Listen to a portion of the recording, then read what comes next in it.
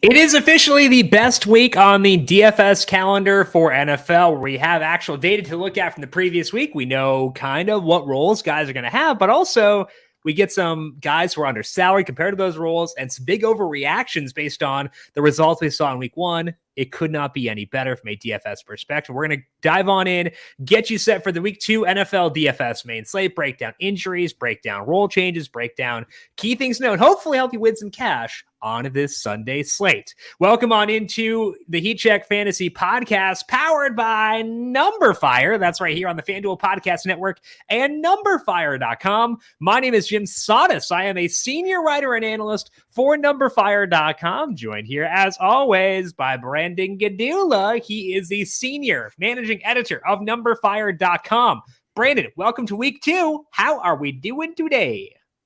Oh, great. We love week 2 on this show. We get to kind of react to stuff before. Well, I mean, everyone's reacting. Everyone's overreacting. I love overreacting. I think there's some underreactions too.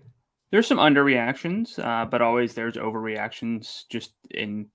One thing we see week after week with daily fantasy football is chasing points. Mm-hmm. And it makes sense because very often points come from production from good players when the roles are good, but sometimes they also come when the roles were bad and kind of mask some things. So digging into, route rates, snap rates, usage, that's the glory of week 2 for the show. It certainly is. Like historically, it's been my best week in terms of DFS. I think you had a pretty good week in week 2 a couple years ago as well. So it's been a profitable week for us, which is why we have such a positive sentiment towards it. And I think that we'll see hopefully some similar threads pop up throughout this week. We're going to break down everything you got to know for week number 2 throughout the podcast for today. But first, a quick reminder to make sure you're subscribed to the numberFire Daily Fantasy Podcast feed, wherever you get your podcasts. We, of course, are on Apple Podcasts, Spotify, et cetera, et cetera. Find us there by searching for the numberFire Daily Fantasy Podcast feed and hit subscribe to get all of our NFL, PGA, UFC, NASCAR, and MLB podcasts right as they are posted. And if you like what you hear, leave us a rating and review as well. The 2022 NFL season is underway, and FanDuel and GMC are back to bring you the GMC Sierra Mountain Climber Pick'em, a free-to-play contest series that gives you a chance to win a share of $10,000 inside credit every Sunday, courtesy of GMC. Here's how it works. Every Sunday during the NFL season, you'll have a chance to answer questions based on the day's non-primetime games. The more questions you answer correctly, the higher up the mountain you will move. If during any week you answer every question correctly for a perfect score, you'll reach the summit, win your share of $10,000 inside credit. The contest series is now live. So head to FanDuel.com/free/contest/GMC today to start climbing the mountain. FanDuel.com/free/contest/GMC to get yourself entered. Let's dig into this week 2 NFL DFS main slate. Brandon, to me, the key thing for this week, the slate overview, is being mindful of what matters and what does not. Kind of weighing in the week 1 data without overweighing it. Looking at the stuff that matters, looking at carries, targets, snaps, red zone usage, stuff like that, and not overreacting, kind of what you said, to the actual results we saw. That's my overview of the slate, weighing that stuff in. What sticks out to you for week 2? Yeah, I think that's a big part of it, but if I want to make it a little bit more tangible, not that yours isn't tangible, but if I want to say something that's a little bit different, really figuring out opportunity cost this week.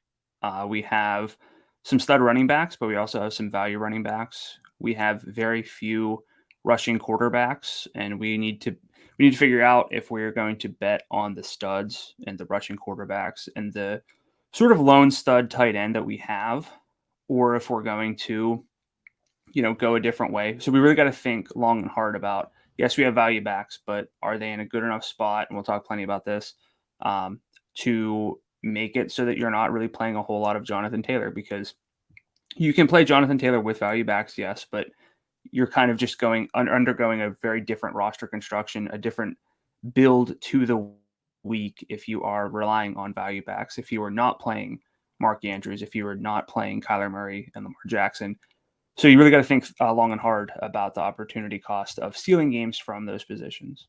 And it's especially key this week because the Andrews discussion, he's kind of the one, like you said, the one elite guy, depending on how you view it. Darren Waller with Devontae Adams being in town, Travis Kelce not on the main slate, Gerald Everett, the other elite tight end, also not on the main slate. So it's a pretty big needle mover there. Irv Smith and his 2 targets off the main slate as well. That's a key one. The quarterback decision making for this week is very tough between Kyler, Lamar, and then if you decide to spend down, I think quarterback is the most difficult position for this week. We'll break down why and where we're leaning throughout the show for today. First, let's dive into some injuries for this week 2 main slate. A big one at running back is Elijah Mitchell. He's on IR with a knee injury for the 49ers. They're facing the Seahawks, so I think a decent defense for Seattle, but it's a pretty good spot here for the 49ers. We also have George Kittle. George Kittle missed practice Wednesday, and it seems like there is a chance he sits again, although he told Taylor Biscotti of NFL Network that his goal is to play this week. So potentially no Kittle, definitely no Mitchell. Let's talk about Jeff Wilson first. $6,300. What's your level of confidence in Wilson for this week? So according to The Athletic's Matt Barrows, head coach Kyle Shanahan said that they'll use a bit of a hot hand approach to running back, though it was unclear to me if that was about their backup running back. I think it was about the backups. It seems pretty – I've seen it reported a little bit differently, so I just wanted to clarify that that's kind of I read there. his piece, and that was the impression I got was the backups, but I could be wrong. So I'm on the same page where I think Wilson is the presumed starter. I don't love him compared to other value backs, specifically Darrell Henderson. And I really want to make sure that I feel confident in multiple value running backs to put into the same lineup, because if these guys go for 17, that's a pretty good return on, low $6,000 salaries. But if Jonathan Taylor gets 30, I know that there's a salary difference, but if these guys, when we have tons of stud running backs, at least as I view it.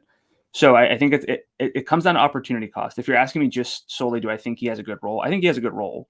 But the question is, how much does that translate into really building around just all value running backs? Because, I think a lot of people will do that this week because we have studs at receiver. So what are your thoughts here?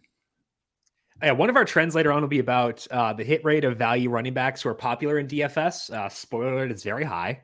So in general, the public is very good at deciding if a value back is worthy of being at a high roster rate for DFS. So we don't need to avoid player X because he's going to be chalky. We have to just decide, is he worthy of being in that discussion? And I think with Wilson, it's definitely below Henderson, like you said. I wholeheartedly agree with that. I do think that it's still a good enough role to justify using him. Now, do I want to go with him versus maybe diving into the 7,000 range of the guy like Fournette for a cash game? Maybe not. But I think for tournaments, I think there's enough there for Jeff Wilson to be fully viable for this week. Last week, Wilson ran 12 routes. Trey Lance in that game, 30 total dropbacks. But again, Mitchell did play part of that game, so maybe not a full representation, but they've got Kyle Juszczyk they can use as kind of like a third down back. Deebo Samuel will probably get some running back. Last year, we did see 4 games with Wilson as the lead back in place of Mitchell, and in those games, 16.8 carries, 1.8 targets per game for Jeff Wilson. Pretty disappointing passing game work there. He had 34% of the red zone work there, which is okay for a value back, not great. 72.5 yards from scrimmage per game. So it was kind of, I think that's kind of, leading my, he's okay, but not a superstar level play, is the fact that the yardage upside was not great. The target work was not great either. He can lose some work to Juszczyk and to Deebo. That's kind of why I'm not going to be more enthusiastic, but I do think he is worthy of a look this week. Preferring not to get there in tournaments, but for cash games, but for tournaments, I think he's at least okay. DeAndre Swift mispracticed Wednesday with an ankle injury. The team did sign Justin Jackson to the active roster as well. Jackson was active last week, but was technically still on the practice squad. Swift downplayed it. Sounds like he's going to play. But the fact they signed Jackson to the active roster, I think it makes it at least worth discussing. If Swift were to sit, where would you be on Jamal Williams this week?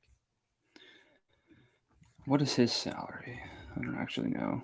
He scored twice. I'm guessing it's probably too high. 54. Yeah, I was going to say because 2 touchdowns to do that to you. 11 carries, 28 yards. Jerome Bettis. I mean, Jerome I like Williams. Jamal Williams off the field plenty. He's fun, yeah. But yeah, I mean, we saw last year this team without Swift, and it did not translate into a big role for Jamal Williams. He did not break a 50% snap rate in either game that Swift was out. He did have about 2/3 of the snaps in the game that Swift exactly. That Swift got hurt, but that was before they could plan for not having Swift. Mm-hmm. Then went on the COVID list. So he basically got a game, played about 48% of the snaps, went on the COVID list, came back, played like 42%. So, I think the best case scenario here is like 17 to 20 adjusted opportunities at best if Swift misses. And I don't think Swift is going to miss. Especially for 64, that's not enough. And like Swift last year's losing snaps like Godwin Igwebuike, who was a converted safety, and Williams Jackson was losing. Swift was. Did you say Swift? Williams? Sorry, You're right. I said Swift. I meant Williams. He was losing snaps to a converted safety. Igwebuike has since been cut, and now Jackson last year we saw him filling pretty well for Austin Eckler last year. He's a pretty good running back in the NFL. So I think the competition for touches would be stiffer this year than it was last year. So if Swift's a no-go, I would still say Jamal is probably a no-go for me as well. Chris Godwin did not practice Wednesday due to a hamstring injury. He is expected to miss this game. The Bucs get the Saints on Sunday. With Godwin leaving early, Mike Evans had a 26% target share, Julio Jones 19%. Both these guys got some deep work, but Evans limited in practice Wednesday. Julio sat out with a knee injury. Donovan Smith, the left tackle, also missed practice Wednesday. I think he's probably going to miss this week. His elbow injury looked pretty gross.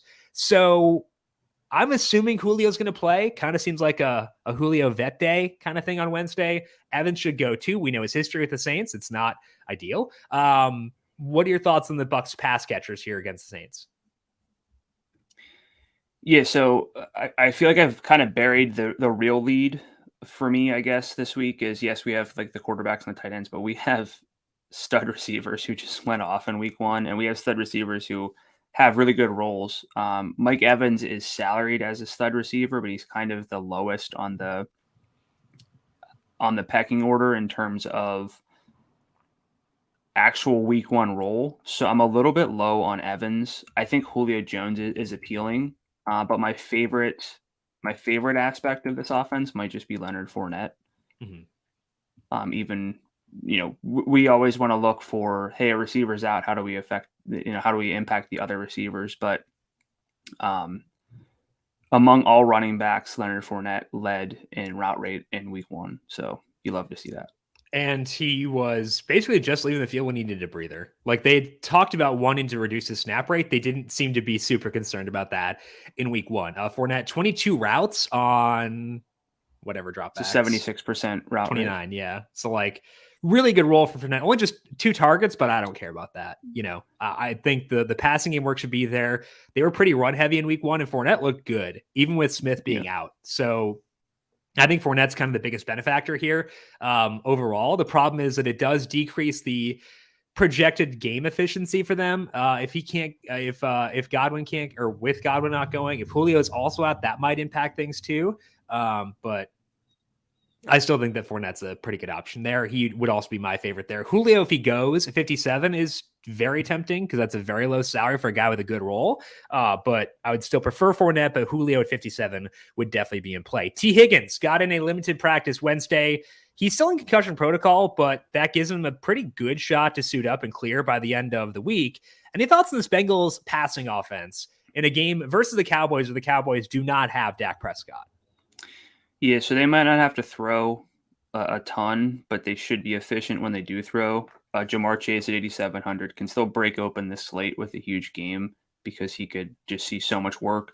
Last week, after T. Higgins left, Chase had 14 targets, Joe Mixon had 7, and Tyler Boyd, Mike Thomas, Hayden Hurst, and Samaje Perine all had 5. If that sounds familiar, it's because we covered it on the Monday Morning Recap show, which is super helpful for my prep for this show.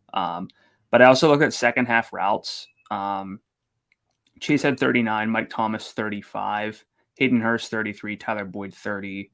Joe Mixon still had 20 routes, but I think that we could maybe make the case if there's no T. Higgins that we look at Mike Thomas, but I don't think the game is going to be enough. There's going to be enough volume or value on those to make me want to play Mike Thomas. No temptation for me at all. It would just be kind of bumping up Chase, bumping up Joe Mixon, because it probably increases passing game work if Higgins can't go.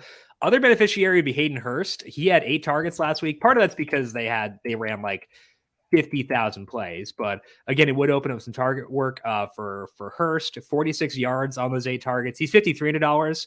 I think that low 5,000 range is pretty intriguing for tight end this week. You kind of have to make the assumption that Andrews will not blow up, as you talked about, but Higbee's there. We got Hurst there. Freiermuth is there.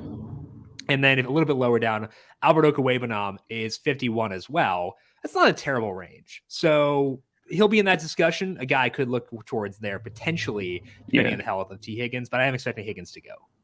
I mean, even if Higgins plays, Hurst, not the worst play. Again, in those lineups where you're not playing Andrews or Waller, which we'll talk about a little bit, but he had a deep target, which for me is 20 plus yards downfield, and 2 red zone targets. So, you could do a lot worse. It's just a matter of whether you think that Cincinnati moves the ball well. Maybe you're down on Cincinnati after what they showed us in week 1, but if they really have to throw enough.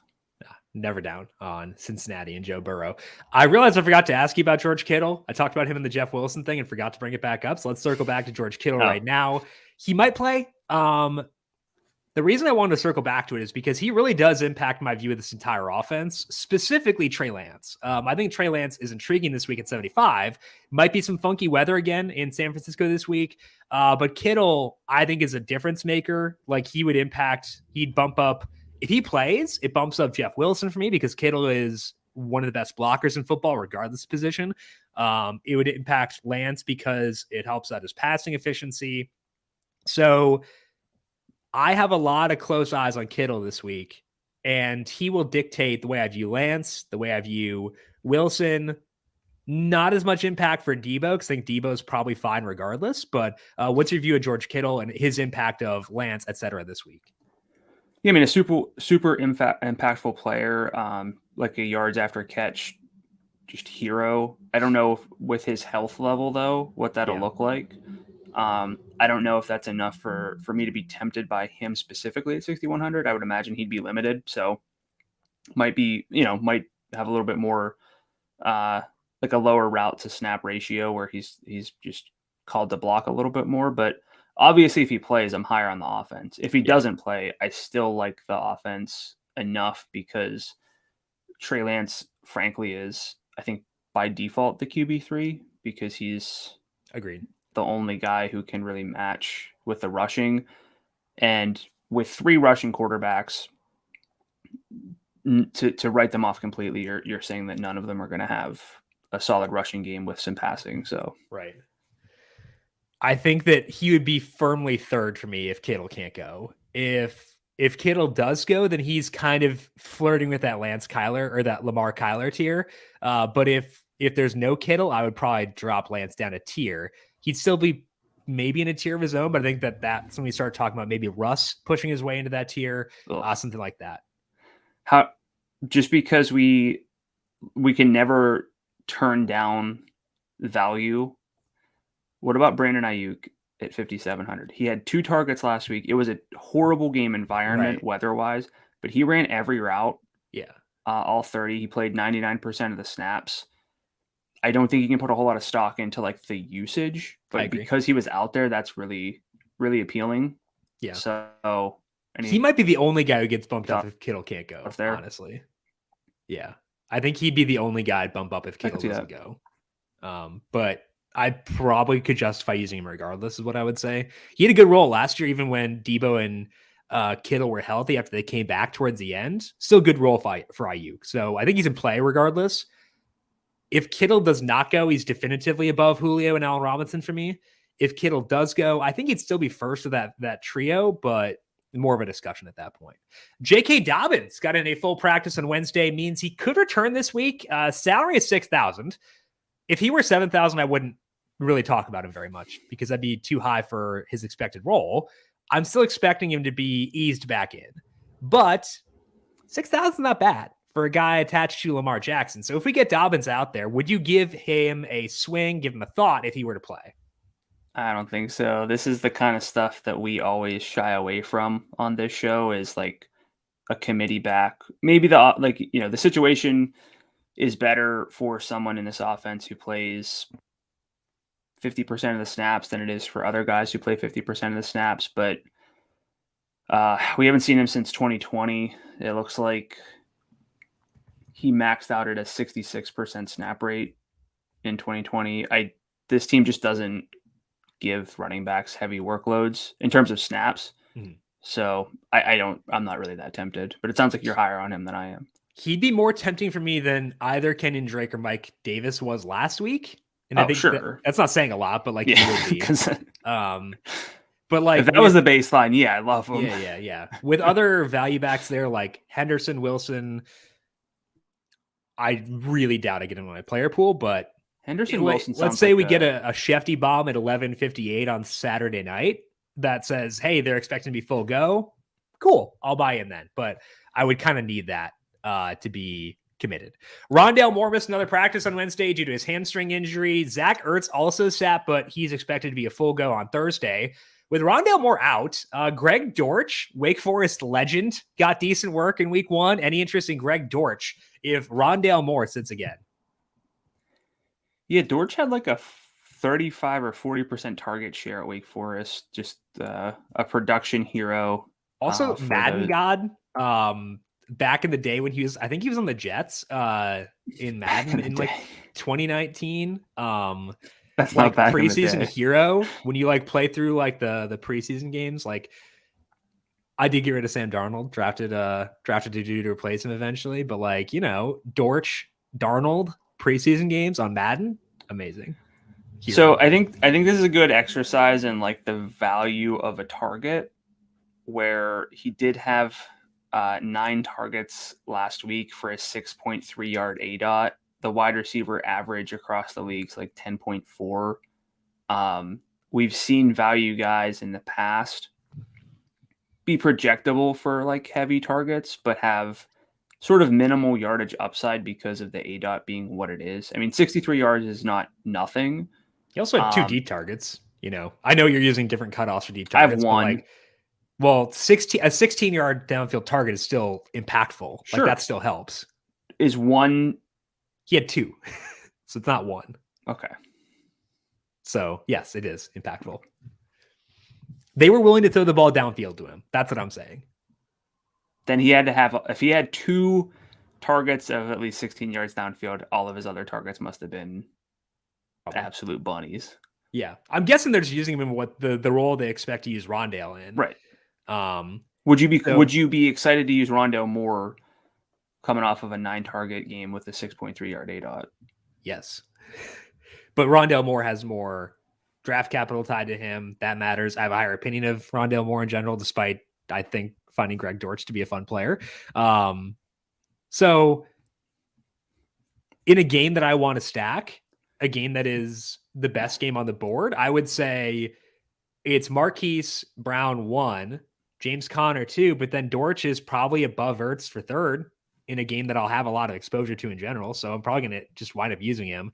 As a standalone play, no, I won't go there. But for game stacks, I'll probably get there.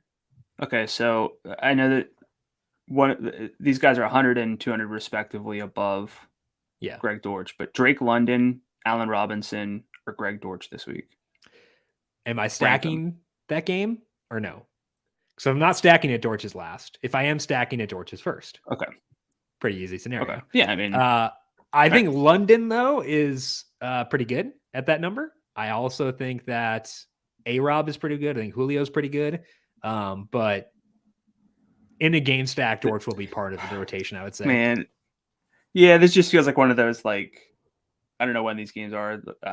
Looks like Atlanta, Los Angeles is at 4, but it feels like one of those times where it's I played Greg Dortch over Julio Jones, Allen Robinson, and but in a game stack, it's no, yeah. I get it, but outside of game stacks, no, I'm not. I think it's important to make that distinction. Yeah, Yeah, I'm not going to use him outside of game stacks. If as a standalone play, Drake London beats the poo out of Craig Dortch, and I'm happy to use him there. Speaking of Drake London, let's talk about his team. Damian Williams didn't practice Wednesday with a rib issue. It was his injury that kind of helped key off Cordero Patterson going bananas in week 1. So if Williams sits again, what's your view of CPAT this week?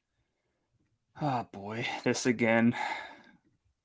Feels like the same thing as last year. He was hyper efficient on a modest snap rate. The volume looks good. Obviously, the 22 carries, the 5 targets, but the snap rate was like 60 some percent. I think the salary is too high at 75 for the offensive expectations. I can't imagine he runs for $120 against Aaron Donald. So I agree. There are too many guys around him who I like. Antonio Gibson's right there. Javonte Williams is right there. Yeah. James Conner. Maybe you're into Kamara. He's around there. Connor, Fournette, Swift. Swift is probably too high to count in this tier, but like there are a lot of guys that I like more. So I think Patterson, even without Williams, I'm just going to cross him off. I need to make the line somewhere. It's the same thing as last year. It's like, yeah, I like these other guys better. And then he goes out and scores 3 times on. Well, Fournette scores 4 times. So who cares? Money. It happened last year. So Kenneth Walker. We call him Ken now, and I don't like Ken Walker. Ken Walker sounds like a Barbie doll. Oh, this guy, spreadsheet ruiner. He might be the president now. He might have vaulted up before he even played an NFL game. He might be public enemy number 1 on the spreadsheet ruiner sheet. Ken Walker is a Barbie doll. Kenneth Walker is a good football player, like a Heisman candidate. Kenny Walker is a local dirt track racer. I'm gonna go with Kenneth. Kenneth Walker the third, though. Kenneth Walker the third is like the heir to like the Reese's Pieces fortune. I don't know what like conglomerate Reese's Pieces is part of. It might be Hershey. I don't know. Anyway, he's part of that. Kenneth Walker, no third though. If he prefers Ken, I'll call him Ken. But I haven't seen that. So Kenneth Walker the third is practicing full for the Seahawks this week. He should return this week. I think we can just say that pushes Rashad Penny out of consideration and just move on with that one. Najee Harris got in a limited session Wednesday with his foot injury. Probably means he should be good to go. If he does, we can likely avoid given everything about this offense. But just quickly, if Najee does sit, what's your view of Jaylen Warren?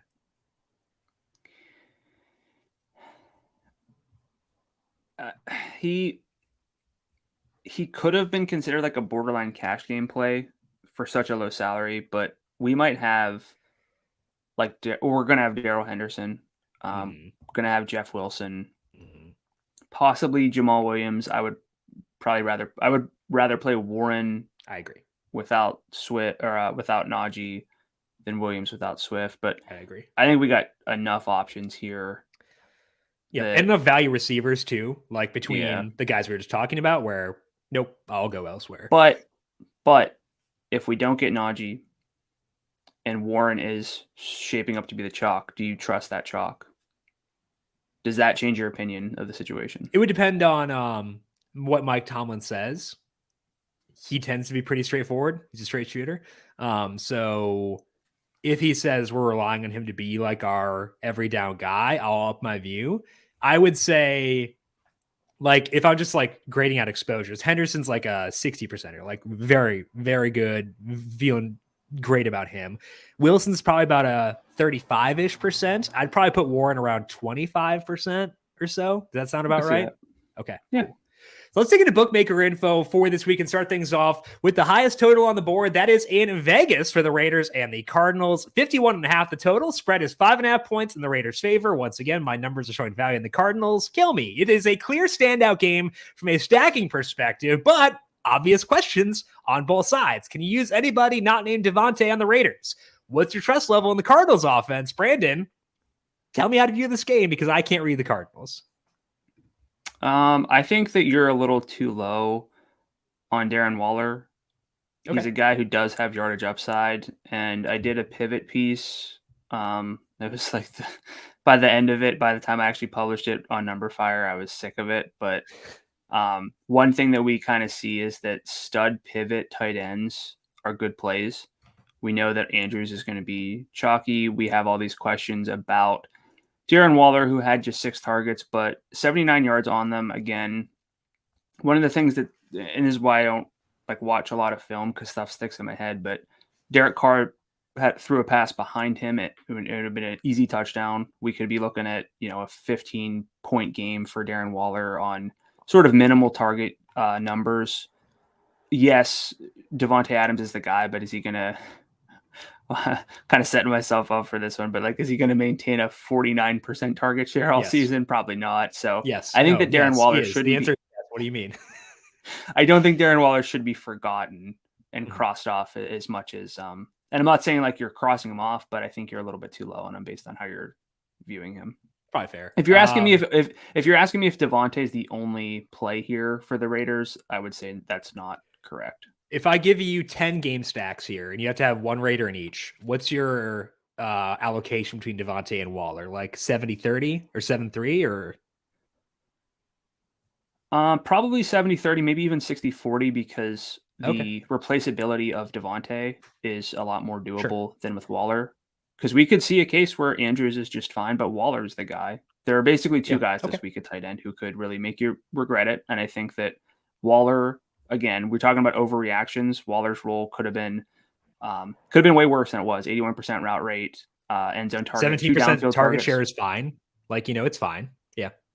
Two downfield targets for me, which is even longer than what you have. Me. So no, same for me. I think you're probably right in that I'm probably too low on him. Devontae is the best receiver play on the slate? Question mark? Yep. Yeah. Okay. I agree. Cardinal side of things. We have Kyler. Where do you put Kyler at quarterback for this week? Because I think he's 2 for me behind Lamar. I think so as well. Do you feel good about it though? Because I don't. I think I'll have him too, but I don't feel good about it. I don't feel terrible about it. We're talking about fantasy football, not.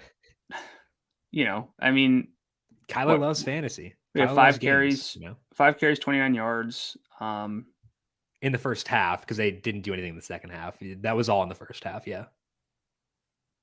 Yeah. I mean that is a positive, I should say. I should clarify. Yeah. So that game got away from them. Didn't we see last year, Green Bay get floored in week 1 and then they were.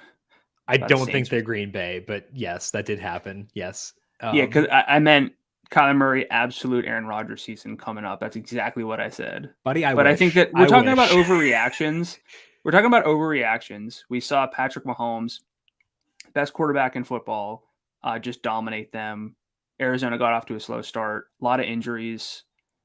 I think that Kyler Murray is still a pretty good play this week, and I have him number 2. So I agree with you. I'm just it worries me. I agree with you. I think that you're correct. It just it gives me the heebie-jeebies to be super enthusiastic about a team that just got wiped and has had bad vibes around it all summer. We're a vibes-based podcast now. The vibes are bad. I would say so. I did this last week where my highest dollar single entry lineup had Kyler at quarterback. I feel like I'm going to do it again. I think I'm going to do it again just because I think Lamar will probably be a lot more popular and Kyler's role is still very good. He's facing a terrible defense that got not torched by Justin Herbert last week, but they weren't good against them. So I'm probably going to wind up going Kyler again there. What's your view of the stacking options on the Cardinal side of this game? Yeah, I mean, I think we thought that Marquise Brown would have a not big salary increase, but he's up to 74 after a 6 target, 43 yard, 1 touchdown game. I think that he is viable for sure in stacks. I think I'm treating him like Greg Dortch. If I'm stacking this game, yes. Okay. If not, I'm not touching him. I think that's probably fair. I think I'd agree with that as well. With Marquise Brown. What about Zach Ertz? Ertz, limited snap rate last week. 4 targets, though. Did have a touchdown. No deep targets for Ertz in that game. Did have 2 in the red zone, including that touchdown. Marquise Brown with the other 2 red zone targets. Give me your thoughts on Ertz and James Conner here. I think Conner might honestly always be a game stack dependent play because I'm banking on touchdowns and then I'm banking on that game being productive. Yeah. If not, I kind of just don't want to be there. I prefer other guys who have better roles elsewhere. For Ertz, I think we can probably do a little bit better at tight end in terms of pure volume projection, just because of how limited he was last week. Mm-hmm. So again, probably a game stack only situation. This whole offense, aside from Kyler, who I might play by himself just because of the dearth of quarterbacks, Sure, might be game stack dependent. Yeah, Connor's below Javonte, below Gibson, below Fournette for me. So he's above Patterson, but that's about it in that tier. And it's just because I like Connor's. I think Connor's role is probably easier to stick than Patterson's. So that's where I'm at. Any Derek Carr for you this week or no? So again, this comes back to like the opportunity cost and thinking about what a good game for Derek Carr means relative to the slate. And you do this for all pocket passers, basically. If you're down on Kyler Murray, if you think that Lamar Jackson plays in a game without a whole lot of points and he doesn't really run a ton, and the Trey Lance is not good, or like the George Kittle, whatever your thoughts are, you say these guys don't really burn me, then you can play the pocket passers with a lot more confidence. Myself, probably not going to get there. Yeah. Could be a mistake, could be a little bit too cross-offy, but we can see Devontae go off. We can see Darren Waller kind of go off, and that doesn't necessarily mean that Derek Carr has like a huge game. Yeah, so I think it's a one quarterback game. I'd agree with that too. Among the pocket passers, even like Carr's not first. I'd put Russ. Russ is now a pocket passer. Like he's not running. He's not as athletic anymore. So Russ is a pocket passer. I'd put him above Carr.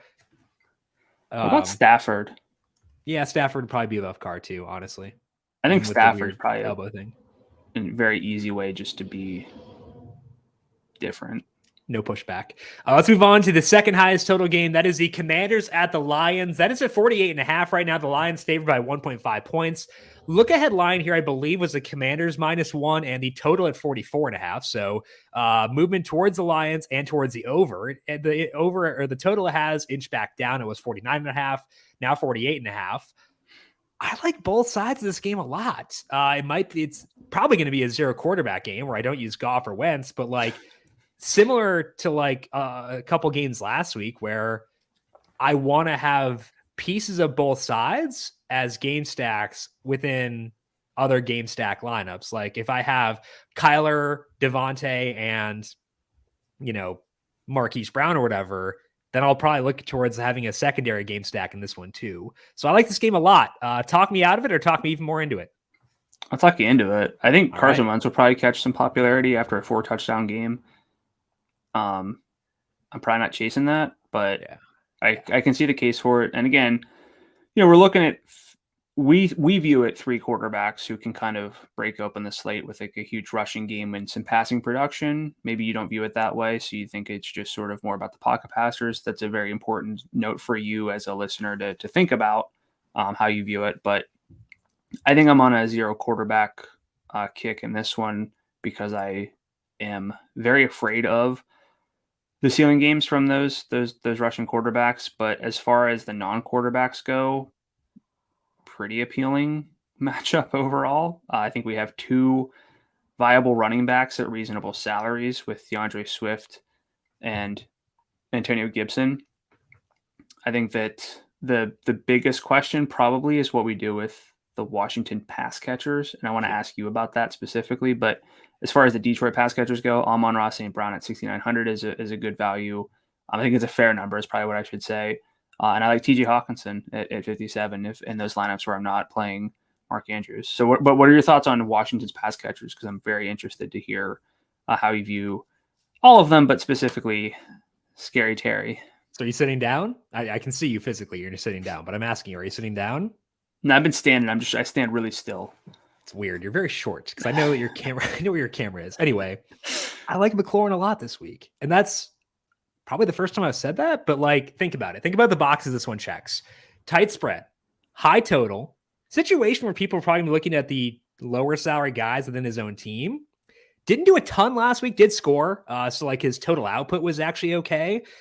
He's in a weird salary range of 73 where he's not the elite guys, but he's also not low salary like some of the other ones. I think for tournaments, McLaurin's awesome. And I don't feel that way towards him very often. Last week, just 4 targets, but 2 of those were deep.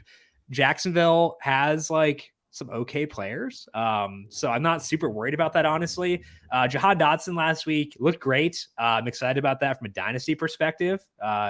He had 5 targets there, though. 2 of those were deep. One of them was in the red zone. I think for me, I think McLaurin's really fun. Like, I'm not opposed to Dotson. I'm not opposed to Curtis Samuel. And I think that within these game stacks, they'll be there. But I think I just want to be high on McLaurin and be higher on him than the consensus. What's your read on these guys? Yeah, most into McLaurin, who had a 93% route rate. I think the fact that he had just the 4 targets will get people a little bit disinterested, especially at the salary. But one of the best places to pivot in all of, if you look at positions, if you look at salary tiers, and you look at chalk versus pivot distinctions, and you kind of break everything down, one of the best pivots, which you can find Brian's analysis up on numberFire.com, and you should do it because it's a very good piece. One of the best places to pivot in terms of ceiling games versus popularity in a Sunday Million is like a mid-tier receiver, which is between 7 and 8,000 for me. 7,900, I should clarify, because not a whole lot of true value receivers get super chalky, but it's a really good spot because these guys have upside, but are afterthoughts for one reason or another. And I think that Terry fits that. I'm not saying he's a core play for me, but in game stacks, like, absolutely. Where do Samuel and Dotson grade out for you in non-game stacks? Samuel's salary is, I think, 57. 57. Dotson's 55. So the problem is, like, I like Dotson's role more because he gets more downfield work, but Dotson scored twice last week, and I feel like people will be excited to chase that because he's a rookie. He's really fun. Like, I did have 2 end zone targets, though. Yeah, I wish he hadn't scored, though, because, like, I know how prevalent point chasing is in DFS. Scored. Yeah, that's true. But, like, I wish he hadn't scored because I would just go with Dotson then. I think I want to get a gauge on his popularity, because if he'll be popular, then you just, that's a good spot to pivot. But I don't know. What's your read here? Yeah, I don't have a super strong take. I'm a little curious because I can make the Curtis Samuel Debo comparison where, like, his it's Curtis Amendola. Like, I think that's where we're at. Okay, because he had a 1.6 yard ADOT on 11 targets. A lot of those effectively just handoffs. I think it's fine, but I think that if he doesn't score, there's probably not enough there. Mm-hmm. So I'd probably go Dotson. I think so too. Like, the checklist receiver is 85 yards or 2 touchdowns. Like, Samuel might be able to get me 85, but it's a stretch. I think Dotson can get there, and I think he can score 2 touchdowns because he did it. Detroit side of things, we have Amon-Ra St. Brown, like you said, $6,900. I think that's a very fair salary, as you alluded to. I think that a Amon-Ra McLaurin stack, very reasonable way to play things here if you take advantage of the value at running back. Hawkinson, I'm not as enthusiastic about at 57, but I do like Swift. Swift did lose some red zone work to Williams last week, like we discussed on Monday. A big part of that was because he was gassed after, like, having these massive runs. So I don't think the red zone role will be as bad as it appeared in that game. What's your read on the Detroit side of things here? Swift might be one of my favorite running back plays, especially if the Q tag, the injuries get people off of him, plus getting vultured at the goal line, which is obviously, a possibility, but the yardage upside was there. 144 rushing yards, just 3 targets, but had a good role in terms of routes with 31 extra yards there. 25 points with just 1 touchdown. You love to see that. Mm-hmm. And so I think he's going to be a sort of core play for me. And one way to get different without being silly, play Swift and Gibson in the same lineup. People don't really seem to stack running backs, but in a game like this, it could work.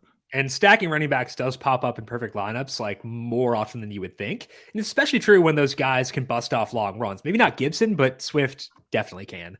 Because it just keeps the pace from being too slow. So I think stacking them fully on the table, I will definitely be doing that as well. Thoughts on DJ Chark? $5,700, 3 deep targets in week 1, 8 overall targets, inflated by the fact they were negative script and had to score a bunch there, but still a 22% share for Chark overall. And he had a 43% deep share. He had one red zone target for a 20% share there and did score. Like, I feel like I'm talking up a lot of these guys in the 5,000 range. And I don't want that to make it seem like I'll be there a lot. I think that what I'm saying is that I have options in order to allow myself to get up to Devontae, to get up to Cooper Kupp, to get up to et cetera, et cetera. So I feel like Chark is an option. He's probably going to be game stacks only because I don't think he's as fun as Drake London in that salary range. I think he's as fun as some other guys around there. But are you going at Chark at all in game stacks or no?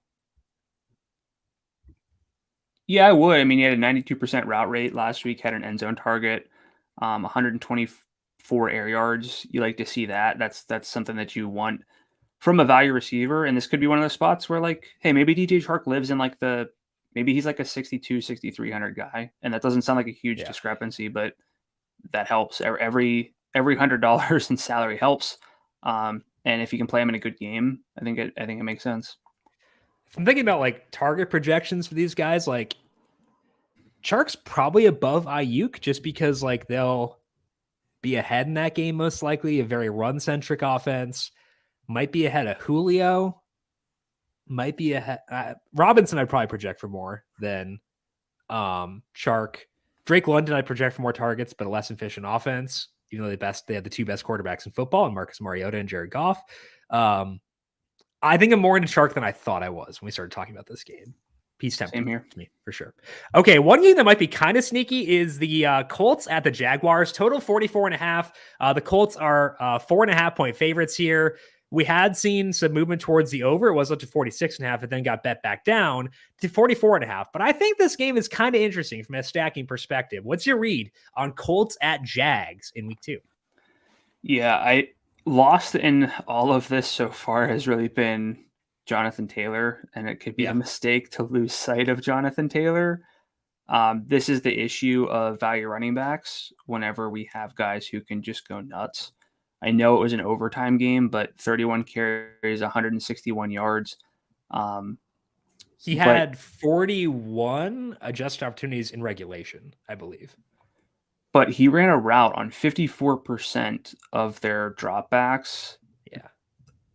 I kind of was thinking about this earlier because we still have Christian McCaffrey on the slate, but I'm not going this far, but like if Taylor's going to run at least half the dropbacks and just be such a lock in the red zone, he had 88% of their red zone carries.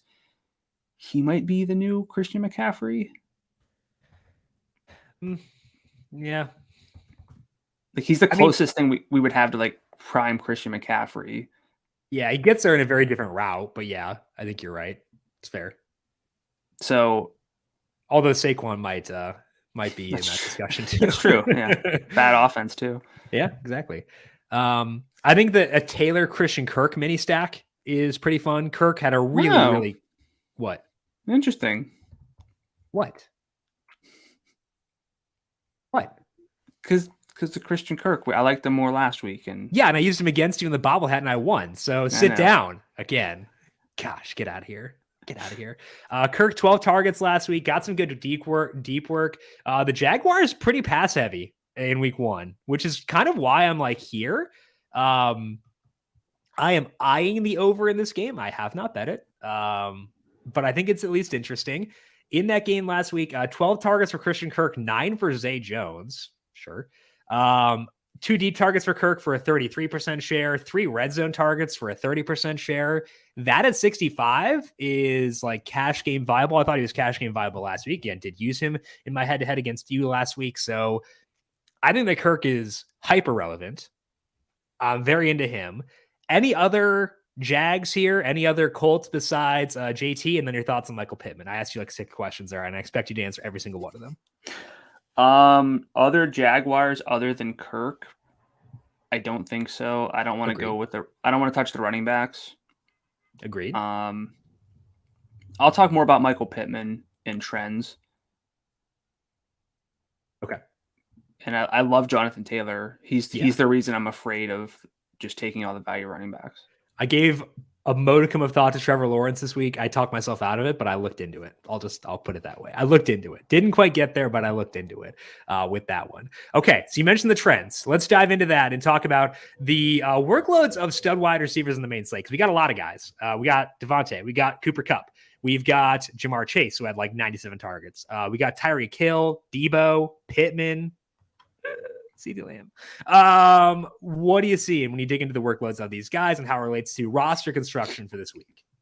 Yeah, so last week I talked about stud running back workloads from relevant samples in 2021. This week I'm just looking at the stud receiver workloads from week one. And you don't want to just overreact to week one, but this is not like unexpected names had huge roles. This is like the guys were the guys, and I think that's important.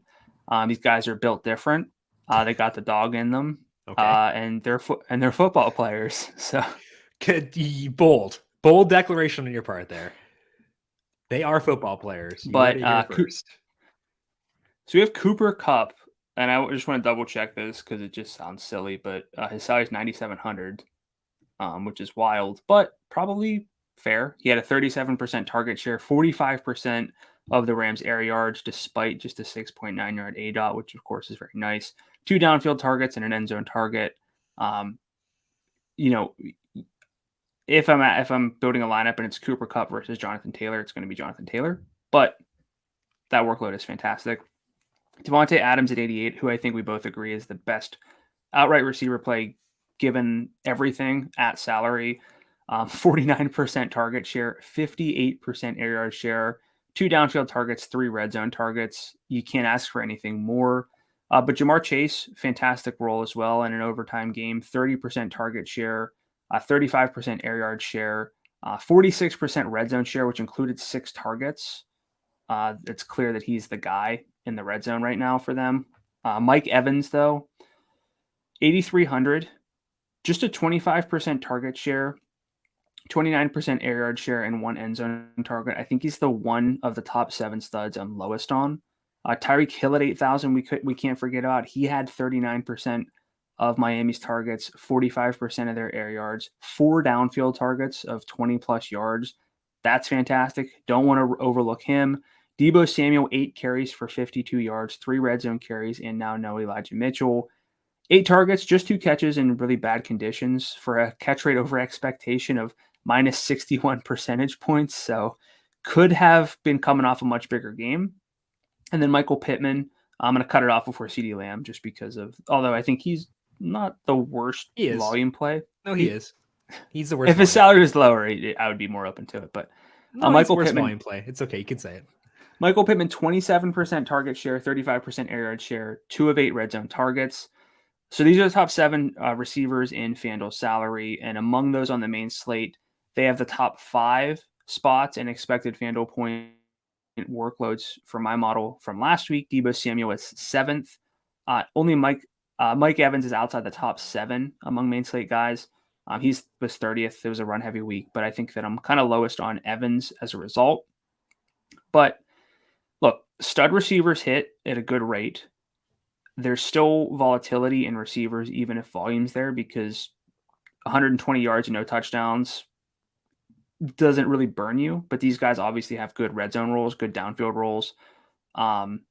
And they have just stud receivers have eruption rates just so much higher than the rest of the position that it's really worth taking a long look at these guys, specifically, at 7,800 and above.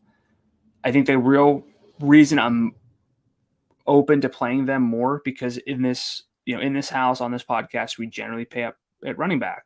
Mm-hmm. This week, I don't think we have to pay up at running back as much because we actually have tangible value options. So how are you viewing receiver this week as a whole? And does anyone in particular stand out for you for this week? I think that for me, it's going to change the way I build by hand, my lineups by hand. And typically when I do so, I'm filling in the running back slots first. So that's where I want to have the most control over my exposure to them. So I will put in the running backs first. I think this week I'll probably shift that and allow salary remaining to dictate where I go at running back more than I typically would. Part of that's due to I just want to jam in the stud receivers, but also there are actually running backs I like in most salary tiers. Like we love JT, McCaffrey and Barkley, both very good. Joe Mixon, I think, is very undersalaried at 83. I like the guys in 7,000 range we discussed. I think I can go towards Henderson and Wilson. So because I have running backs I like in most salary tiers, I'm okay allowing the receivers to dictate where I go there. I can't go below, as of now at least, I can't go below Henderson at 62 at running back, so I can't get like too crazy. But I think for me, it's just going to change the way I build my lineups. So the way I build it is I have a skeleton in there for a game stack, which will be, like Kyler with Marquise Brown with Devontae, hypothetically. And then next thing I would do would be plug in the running backs and then figure out where it is from there with the receivers. This week, I think I'll go receiver first to fill that in. And potentially Mark Andrews as well, if I'm deciding to go with Andrews or to spend down a tight end. So it's just reversing the order of things for me. So I'm gonna ask this as like simply as I can. Take the stud quarterbacks this week, stud running backs, not like high salaried guys. Quarterback, running back, receiver, tight end. What is most important to you this week? Given opportunity cost and everything, because like it could be tight end still. I think it is tight end because it's we tight have end or quarterback receivers. Because there aren't a lot of quarterbacks who can score. But same thing is true of tight end. So it's either tight end or quarterback. I know we talked a lot about the receivers there, but I think it's tight end or quarterback. It's such a wide open slate in terms of roster construction. I think it's really, really fascinating this week.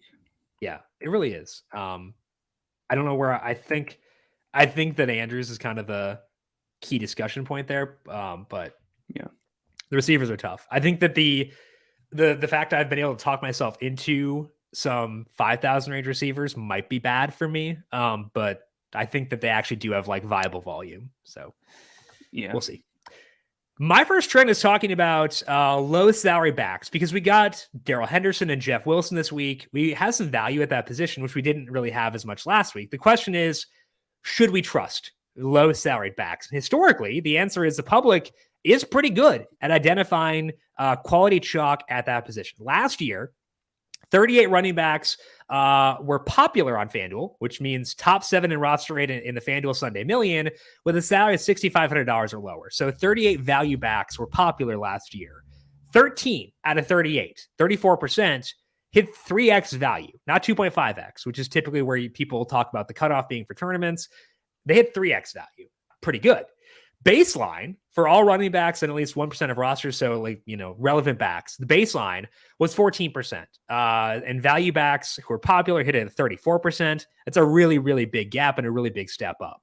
The 3x rate for value running backs on 1% of rosters was the same for the studs as well. So it's important to note it was not just value driven. That was across all positions. It's also important to note that these guys were scoring a decent amount of raw points, not just getting you value.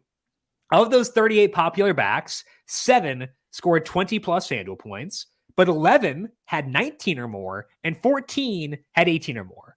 So that means that 14 out of 39 backs, or 38 backs, 38 backs, 38 backs, 38 backs, 14 out of 38, 46% scored 18 or more FanDuel points. We like the ceiling to score more, but 46% scoring 18 plus points is a very, very good rate. That means the public is broadly very good about identifying which lower salary backs to trust and which ones to not trust.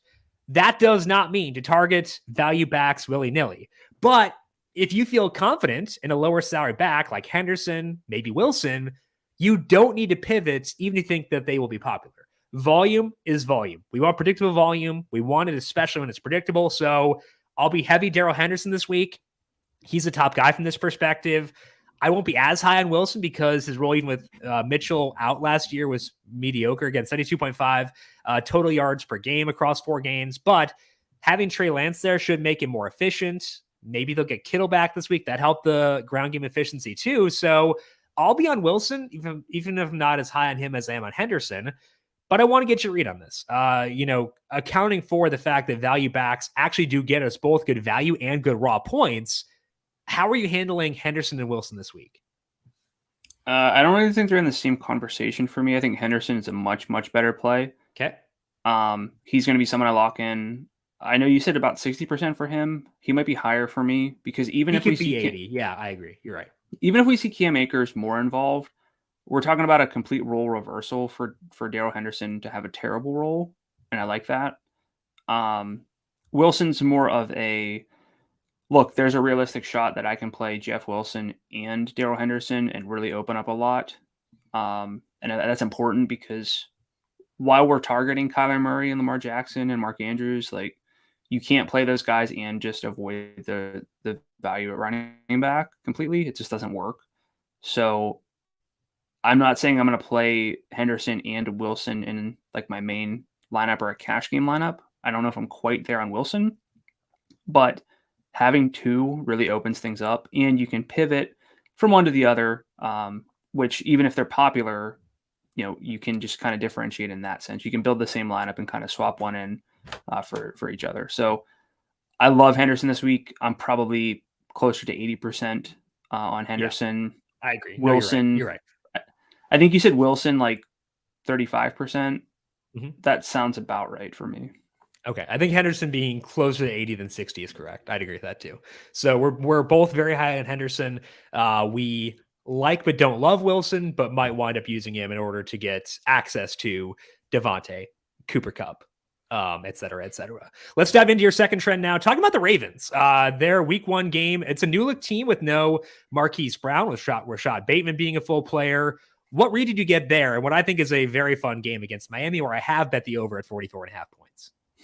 Yeah, I mean, it just comes down to opportunity cost. Like we can sit here and talk about the studs at all the positions as much as we want, but you can't build a lineup with Lamar, Mark Andrews, and like just play the stud receivers and stud running backs. You just can't do it. So it comes down to opportunity cost for this week specifically, with only a handful of rushing quarterbacks, with Lamar being one of them, and then 1 to 1.5 elite tight ends, depending on how you view Darren Waller. So I think Mark Andrews deserves like enough discussion itself. My pace numbers put the Ravens 29th in adjusted pace among 30 teams, just because the Patriots Dolphins games had play clock issues last week, so they don't have data on them just yet. But they were actually 6th in pass rate over expectation in week one, which you like to see. That's pretty appealing. In this spot, of course, they could be a little bit run heavier if they want to like leverage J.K. Dobbins, but I don't think that that's going to change things too drastically.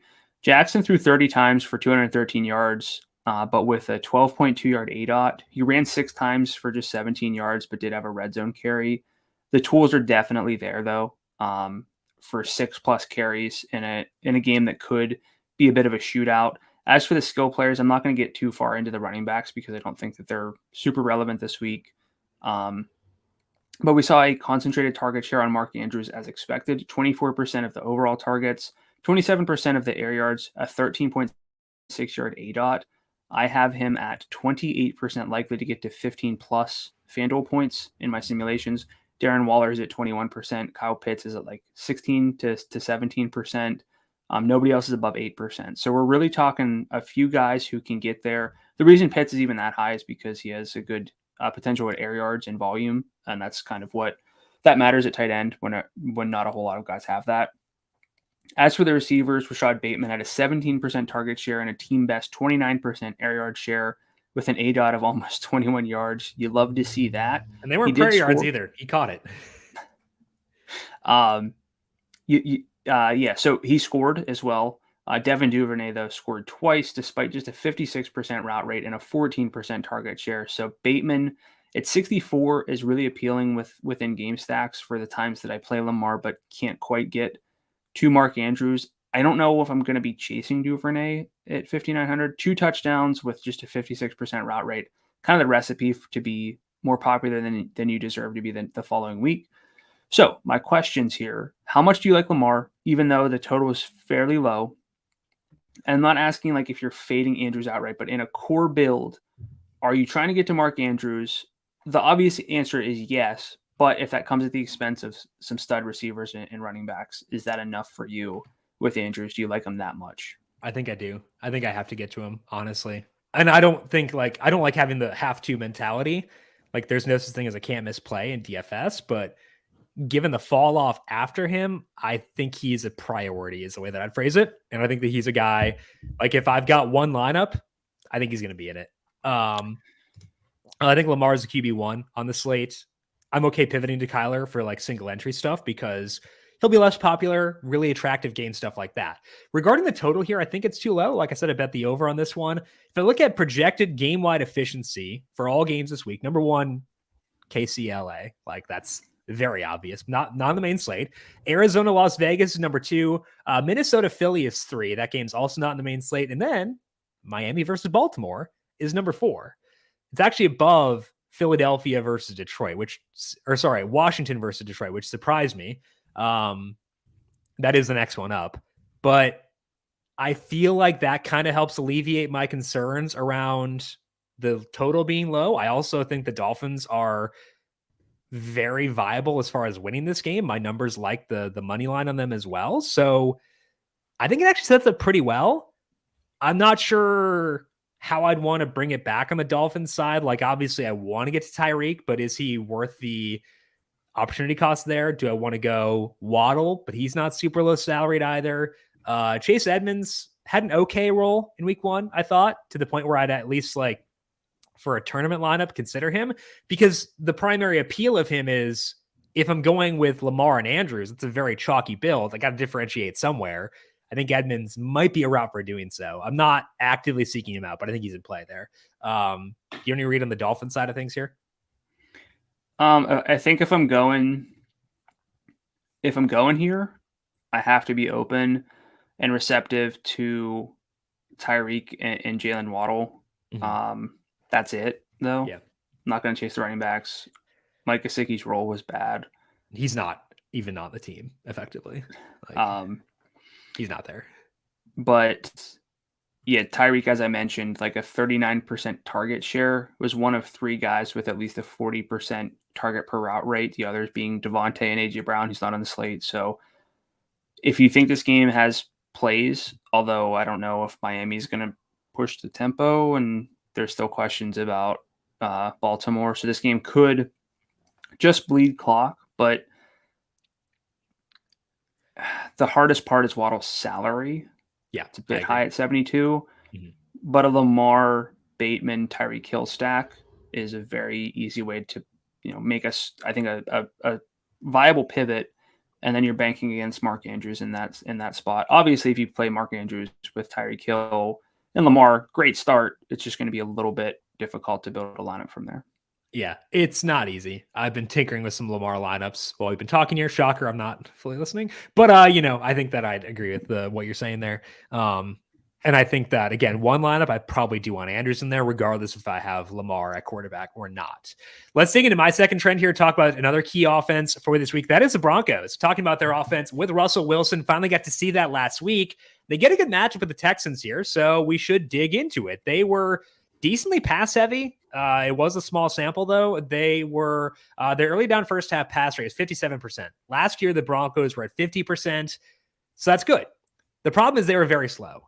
They ranked 29th in situation neutral pace per Football Outsiders. That helps at least part nullify the increase in pace for being pass heavy. Russell Wilson played pretty well. I know the deep ball to Judy was kind of fluky, but 0.30 passing net expected points per dropback. League average there is 0.10. And we didn't see Russ chuck it deep a ton. His 8 out was 7.3, a lot of checkdowns to Javonte, but he was efficient. Russ did not run. So that's why I'm not slobbering over him from a quarterback perspective, but I do like a lot of pieces in this offense. The big one is Javonte. It may seem like a bad game because Melvin Gordon out carried him 12-7, but Javonte was the passing game back on this team, and that's what I care about. 12 targets there, ran around on 28 of 44 dropbacks. He played in the 2-minute drill. That's huge for him. Slight edge for Javonte in red zone work over Melvin. It's going to be frustrating still there because they did split work, but the passing game work is sick. Javonte firmly on the menu at 73. Cortland Sutton and Jerry Jeudy had a 17% target share. Albert Okwuegbunam was at 15%. Sutton had 5 downfield targets to Judy's 2. Jeudy, 2 red zone targets to Sutton's 1. Sutton's salary is 68. Jeudy is 63. I think Jeudy will be more popular, but I think Sutton, I prefer both straight up and after accounting for roster rates. Okwuegbunam has his flaws, didn't play in 2 tight end sets, did lose some snaps to other guys, but still ran around in 73% of dropbacks. He had 6 targets, including 1 in the red zone. His salary is 51.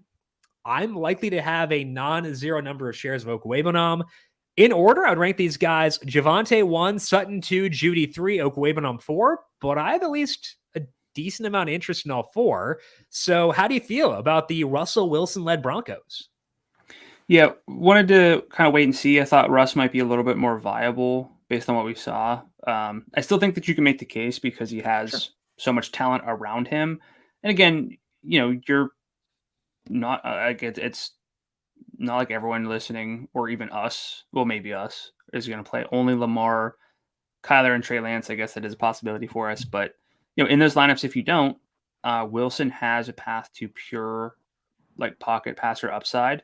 That's appealing. Could be a little bit hard to get the stacking right because the target shares, while overall concentrated, like 17% for each of the top 2 receivers is pretty low. And I think that we would be, if you showed me these target shares and like blanked out the names and like the team, I'd be like, probably not. But like the shares will probably get better because Javonte won't get 12 targets every week. Sure, I'm with you, but I'm like, so if you blanked everything out, I'd be like, maybe not.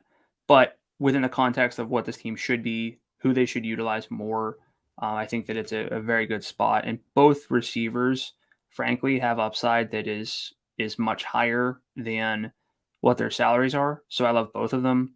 I'm probably a little tiny bit lower on Javonte than you are because I don't expect the target share to be what it is. I don't think the game script will be exactly what it was last week.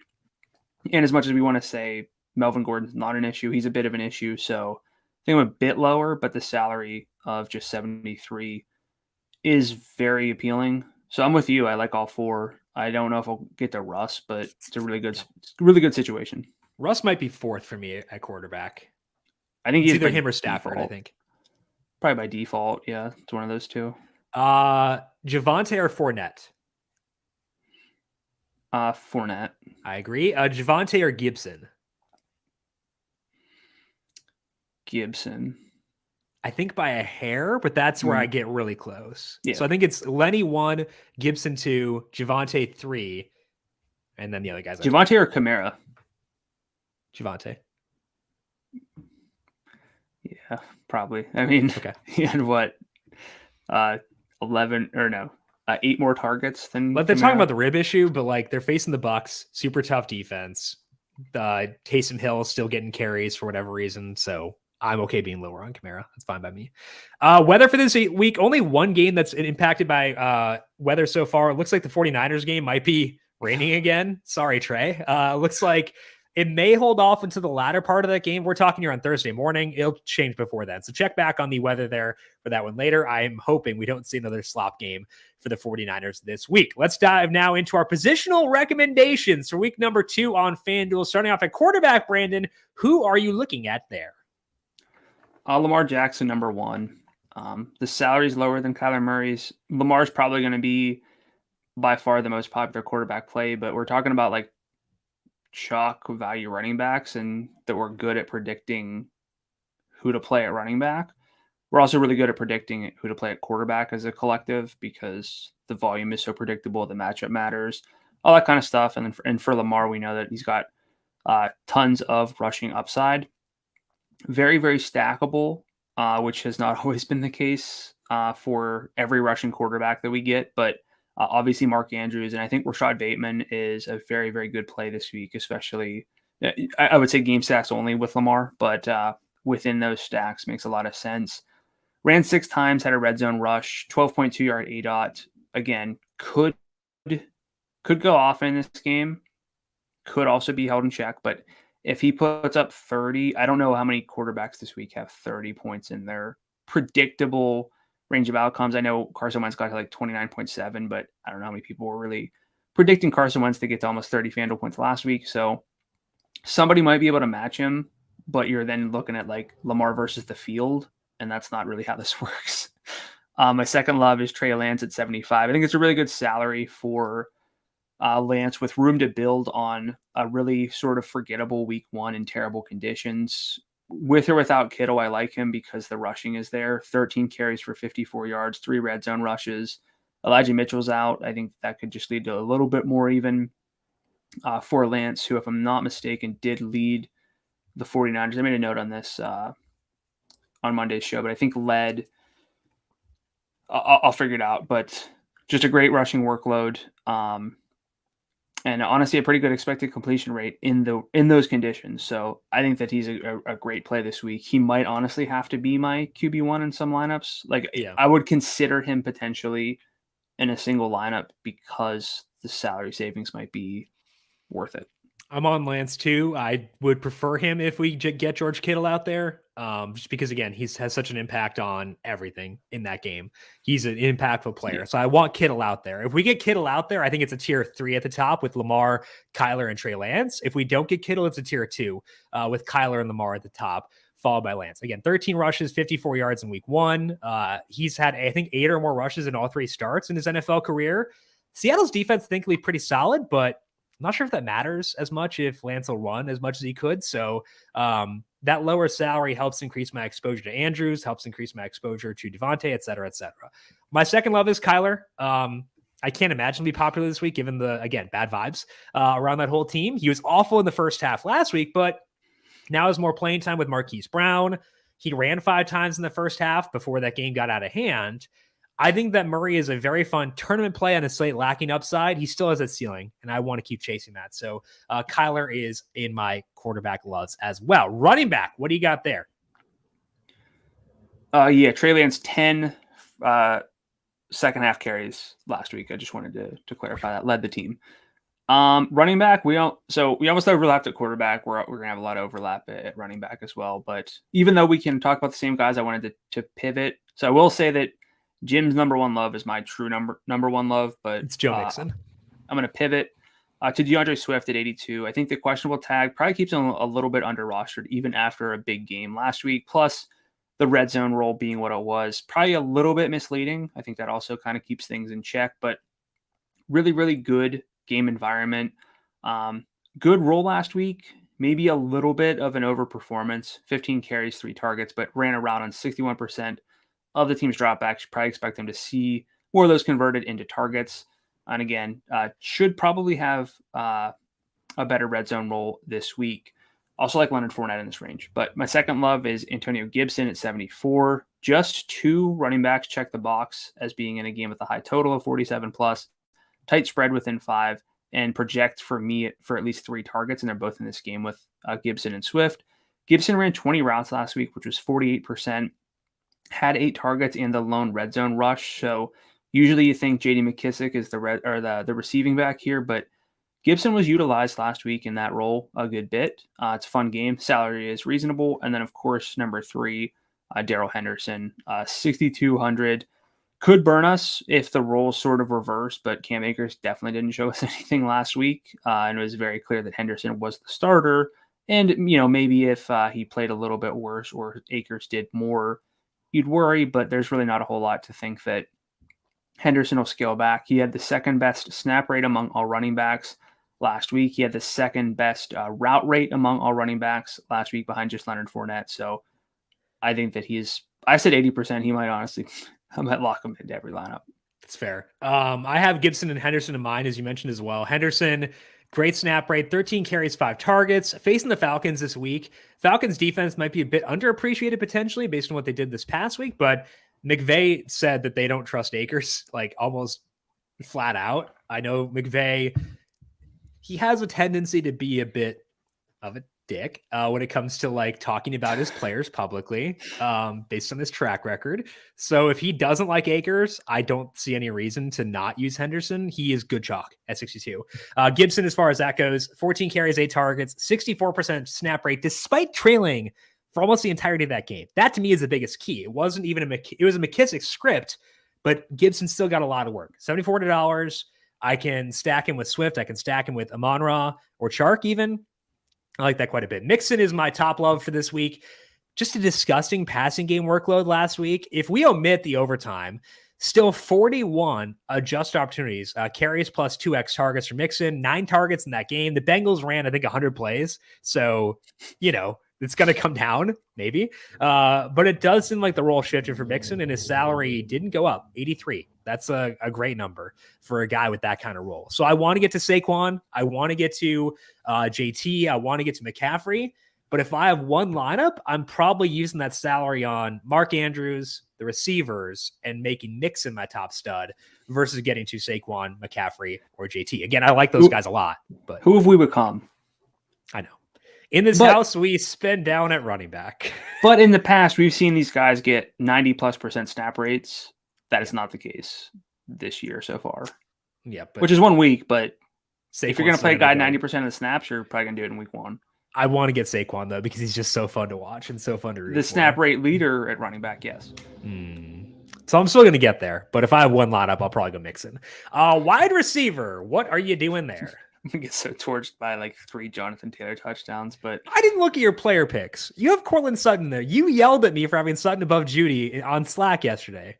No, I did not. Yes, you did. I said Judy was a good play, and you just went off, and I let you do it. I didn't. I said Sutton was a better play. I didn't say that Judy is a bad play. I said they had really similar roles, and you like yelled at me, and I was like, I still stand by it. Like the roles overall, given the salary discrepancy, pretty similar. Whatever. Talk. Go ahead. If you think I don't like, we've been talking about Cortland Sutton. I know you love Sutton in general, but you gave me poop on Slack yesterday for liking him over Judy, and now he's here. Now he shows up magically. It's very funny. That's how you remember it, because it's not really what happened. Yeah. Go ahead. I love Devontae Adams, 88. I think that he is, boy, isn't Saquon 88? We're really going to play a receiver over Saquon. It's hard. It's hard not to love Devontae, though. 49% target share. That'll scale down. We can make a joke that it won't, but it will. There's no way. But I mean, 30% target share, like this stuff matters. 58% air yard share, obvious red zone role. Very little path to like being blanked in this game, which you love to see. And he's pretty easily the top floor and ceiling. Sorry, I said the word floor, but floor ceiling combo in my simulation model for this week. Second love, Cortland Sutton at 6,800. Really good workload last week, despite being able to say that he had just a 17% target share. 7 targets, 2 were 20+ yards downfield. I know Jim has 5 at 16+ yards downfield. Intermediate targets, red zone. They matter. They're real. I know, but the data source that I use now, it just makes it a lot easier to use. I could use 10+. No. Maybe I'll look into the value of a 10+ versus a 16+. I don't want no bunnies. Yeah, 10 yards downfield. Receiver 16 is very different, bud. It's 6 yards. Just let me finish my blurb. I don't want to. I'm combative now. Oh, now. Yeah. Yeah. Shocker. Big deviation. just started. Yes. I have him as the best projected air yards value in my model. Checks the box, the high upside, high volume, high ADOT receiver, good in game environment. So I think that's right for the salary of 6,800. And I know we love at least one specific value running back, but we have plenty of value receivers. And I think Drake London deserves a lot of attention at 56. Don't really love the offensive expectations tied to this, but who's to say the Falcons can't move the ball a little bit? I mean, they got the best quarterback in football. Sorry, second best. My bad. Sorry. Is it Jared Goff number 1 still? Of course. Okay. It's Goff 1, Mariota 2. London had a really good ADOT, 12.5 yards downfield, 22% target share, 32% air yard share on a 79% route rate. And, he was hurt leading into the season. There's a lot of reason to think that route rate, that target share just sort of climbs. And for 56, like, I don't care what offense you're in. If you're the number 1 receiver drafted and you're running 80% of the routes in your first week back after like limited preseason work, I'll take that. Also, game stack with Henderson. That's a really easy way to open up a lot of salary. Yeah, I think that's pretty fun. I had Devontae at the top for me as well among these higher salary guys. I need to do a better job this year of getting in Cooper Kupp. I talked about the Henderson London game stack. I think that a Kupp London game stack. Honestly, Kupp Pitts is fine too. You don't hate Kyle Pitts? No, he's he's not going to be popular this week. That's when you like Kyle Pitts. That's the rule. Gotcha. He was supposed to be like uber chalk last week. And that doesn't make any sense. This is different though. So Devontae is my top guy. Four deep targets, 3 in the red zone. I can't not use that in a game that I really desperately want to stack. I want to talk about a couple guys we have not discussed yet with lower salaries who do intrigue me in terms of their workload. One of them is Jarvis Landry. We have not discussed at all, but the Saints last week opened it up in the second half when they were down. They could be down again this week against the Buccaneers, but Jarvis, great role. 9 targets, 4 of those were deep, 114 yards in that game. So he does have upside. $6,100. The Falcons secondary honestly is not bad. So I don't want to make jokes about they're not bad. He's at home, tough opponents. I think the Saints are pretty lively. So Jarvis 61, I'm very okay with him this week. Other guy we did not discuss is Robbie Anderson. It's a low total, but it is a tight spread. The Panthers were very pass heavy last week under Ben McAdoo, which is not surprising for them. They were also pretty fast in terms of pace last week. And it wasn't just that long ball touchdown for Robbie, but he had 8 total targets. 2 of those were deep, 1 in the red zone. The Giants secondary keeps on losing pieces. They're very bad. So I think that Anderson and DJ Moore are very, very intriguing at 60 or at 62 for DJ Moore. Anderson, I think, is 57 this week. He is Anderson's 59. I think that works. So I did want to mention them since we haven't talked about them yet, but I think both Jarvis and Robbie are pretty fun this week. Anderson, Curtis Samuel, Ayuk, Julio, A-Rob, Drake London. Does Anderson float to the top enough there for you to say probably? Because I know he's 11. He's a good process play, but it's him versus London, I think. So you have Robbie Anderson over Allen Robinson. Yes, I do. That might be stupid, but I probably shouldn't. Right? I probably shouldn't. I don't think you should, but yeah. I think DJ Chark is up there too, just because I'll be stacking that game. Pretty good deep roll last week. But I think that Robbie actually is someone I want to use this week. Just a really good situation. Tight end. Who are you looking at there? I have Mark Andrews because I really think that the numbers are there. I'll let you talk more about Andrews in detail because I at least want to make sure that I think Darren Waller is going to be forgotten about. And based on the study that I did, it's not a bad idea to pivot to stud tight ends and honestly mid-salaried tight ends, which would fit Kyle Pitts this week. These guys who basically don't perform, in this case, obviously for one game, but usually throughout the season, 2 games that are sort of down, maybe not a touchdown. I think that they're very much in play. So obviously I love Mark Andrews, but if I'm saving salary, looking for one sturdy play, I think it's going to be TJ Hawkinson, 57. It's a fun game. We like this game. High total, high projected volume for Hawkinson. Last week, 19% target share, just a 6-yard ADOT, but he had a red zone target, 91% snap rate. He's going to be on the field in a game that is pretty exciting. So I think Hawkinson at 57 makes sense. I do too. Probably more so for game stacks, and I think I would like some guys more, but I think he does make sense. Andrew is the reason I have him here is I'm just going to actively seek him out this week.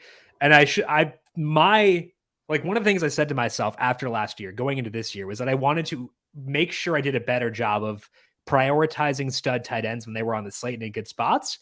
We get that with Andrews here. So 24% overall targets last week, 29% deep. The fall off after him outside of Waller is pretty big. I think if you don't use him, you're betting against a big game from him, which is fine, which is why he's not 100% exposure, but that's kind of where he's at this week. My favorite lower salary guy is Tyler Higbee. He was hideously inefficient last week. 11 targets for 39 yards. Higbee-is. Wait, yeah, that works. What? Higbee-is. Higbee-is? Hideous. No. Put that away. He had 11 targets, though. The Falcons had strong play at corner, but their linebacker play is not as good. $53 for Higbee. I think that might be the non-Henderson route for getting exposure to this offense. Obviously, A-Rob, 57 makes a lot of sense, probably more so than Robbie. Cup makes a lot of sense, but I like Higbee. I think he's interesting. I'm not opposed to having Higbee and Henderson in the same lineup as well, by the way. I think that's totally fine overlap. Yeah, for the salary being what they are. I mean, it's a little bit of a negative correlation but those are two sort of touchdown dependent positions, but I think I'm with you. Higbee second among all tight ends in target share last week behind Pat Freiermuth. Yeah. Freiermuth probably should have talked about, but like that game stinks and that offense stinks and the opposing defense is pretty good. I think he had 10 targets for 10 points. A good player. I don't like the... Oh, I love him, yeah. But yeah. Defense, what you got there? I don't know. Now defense is actually pretty easy this week. I'm not going to lie. Yeah, the Bengals are going to be popular, but I think it makes sense. Justified. At 39. Cooper Rush, negative 0.44, passing net expected points per dropback. Again, league average is a positive. 0.10, I know is I think 13 attempt sample, but we haven't seen anything from Cooper Rush to worry about. Cincinnati, you could kind of, it's probably like a good Rorschach test where you kind of probably saw what you wanted to see with Cincinnati.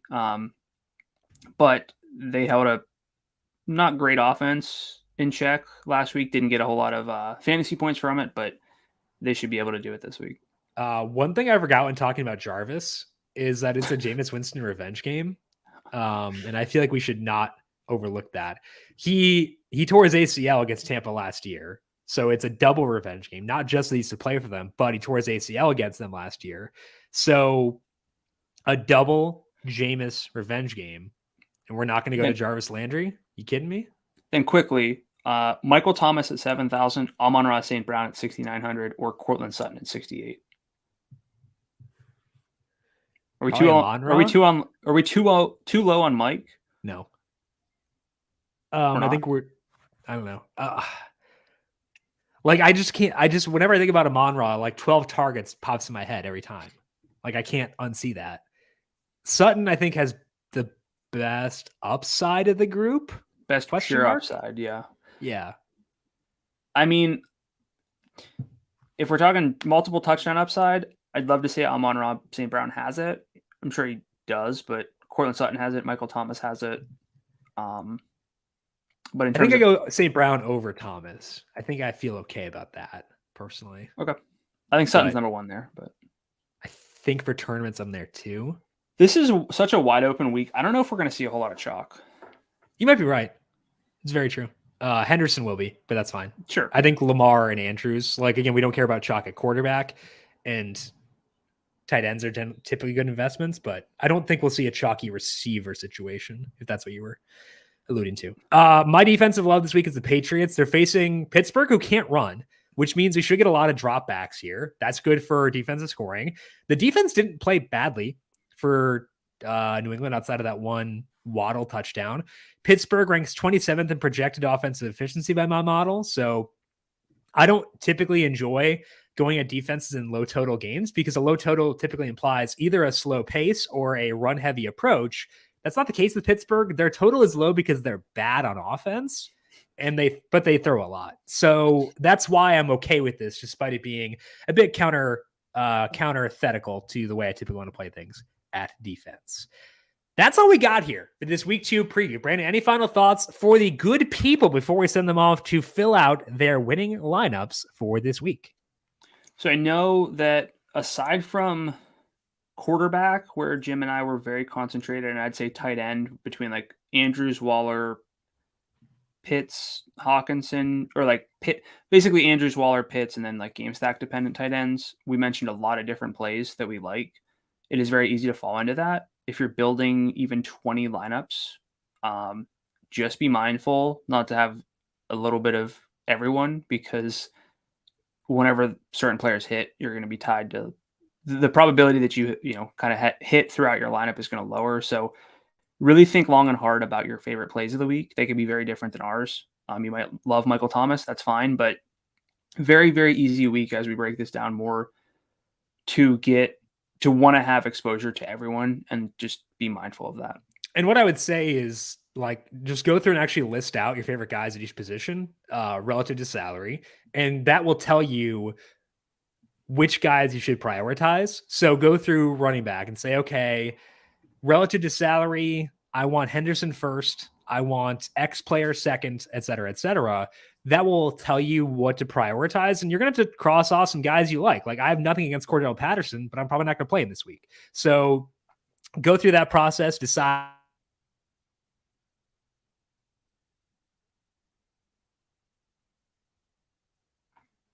which guys you like when filling out your lineups. That is all that we have here for this week on the Heat Check Fantasy Podcast. But as a reminder, make sure you're subscribed wherever you get your podcasts to the numberFire Daily Fantasy Podcast feed. Our recap podcast will come your way on Monday morning, also live on the FanDuel YouTube page. Subscribe there. We'll have it up to recap everything that went down in week number 2, Monday, 10 a.m. Eastern, and up on the numberFire Daily Fantasy Podcast feed after that. Brandon, if people have questions for you on Twitter, where can they find you there? I'm at Gadula13, GDULA13. And I'm on Twitter at Jim Sannes, JIMSANNES. You can also follow the FanDuel Podcast Network at FanDuel Podcast. Big thank you to everyone for tuning in for today. Good luck to you with your Week 2 NFL DFS lineups. We'll talk to you once again Monday to recap all the big action. This has been the Heat Check Fantasy Podcast, powered by numberFire.